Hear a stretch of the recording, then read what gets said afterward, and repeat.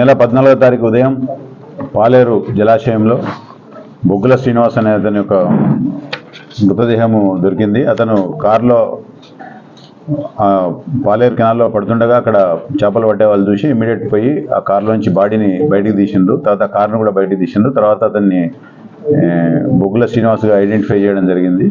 తర్వాత తెల్లారి అతని బ్రదర్ వచ్చి మన కూసుమంచి పోలీస్ స్టేషన్లో కంప్లైంట్ ఇస్తే దాని మీద 302 కేసుగా రిజిస్టర్ చేయడం జరిగింది. ఈ బొగ్గుల దీన్ని నేపథ్యంలో కూసుమంచి సిఐ గారు తర్వాత అతని నేతృత్వంలో 4 బృందాలు ఏర్పాటు చేయడం జరిగింది.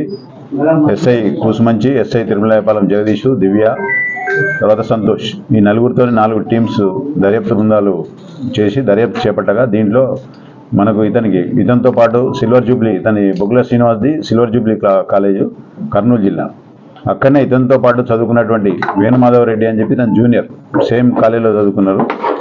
వీళ్ళిద్దరు కూడా బిజినెస్ పార్ట్నర్స్. అంటే ఇతని బొగ్గుల శ్రీనివాస్ ఒకటి బొగ్గుల బీబీక్యూ అనే ఒక ఫర్మ్ ఓపెన్ చేయడం జరిగింది. ఆల్రెడీ వేణుమాధవ రెడ్డికి మేకా ప్రాజెక్ట్స్ అని చెప్పి ఒక ఫర్మ్ ఉంది. ఇతను ఆల్రెడీ సోలార్ ప్యానల్స్ బిజినెస్ చేస్తాడు.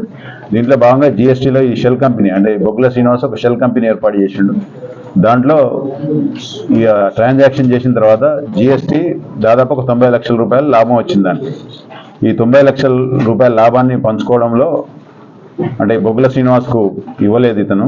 దాన్ని బొగ్గుల శ్రీనివాస్ పదే డిమాండ్ చేయడము, తర్వాత ఈ బొగ్గుల బీబీక్యూ అనే సంస్థకు జిఎస్టీ సంస్థ నుంచి నోటీసులు రావడం, దాన్ని బ్లాక్ లిస్ట్లో పెట్టడం, దానికి పెనాల్టీగా ఒక 1 CR ఇతను దాన్ని ఓపెన్ చేయాలంటే కట్టాల్సి రావడం, వేణుగోపాల్ రెడ్డి కట్టాల్సి వస్తుందనే ఉద్దేశంతో ఈ డబ్బులు ఎగ్గొట్టేందుకు ఇతను వేరే ఒక 3 అసోసియేట్స్తో కలిపి పోకల కోటేశ్వరరావు, తర్వాత షేక్ అబ్దుల్ హఫీజ్, అజ్మత్ అలీ ఖాన్ వీళ్ళతోని ప్లాన్ చేసి ఇతను 14 నైటు అంటే 13 నైటు ఇతన్ని విజయవాడలో ఇతనికి లోన్ అమౌంట్ వస్తుంది, ఆ అమౌంట్ను అతనికి ఇచ్చేస్తా అని చెప్పి శ్రీనివాసుని నమ్మించి తీసుకొని వచ్చి మన నార్కెట్పల్లి మరిపెడ మధ్య రూట్లో అతన్ని కారులో కొట్టి చంపి తీసుకొని వచ్చి ఇక్కడ ఆ కారును యాక్సిడెంట్గా అంటే అతను నడుపుకుంటూ కారులో పడిపోయినట్టు యాక్సిడెంటల్గా చిత్రీకరించాలని చెప్పి ఆ బాడీ నల్లో తేయడం జరిగింది.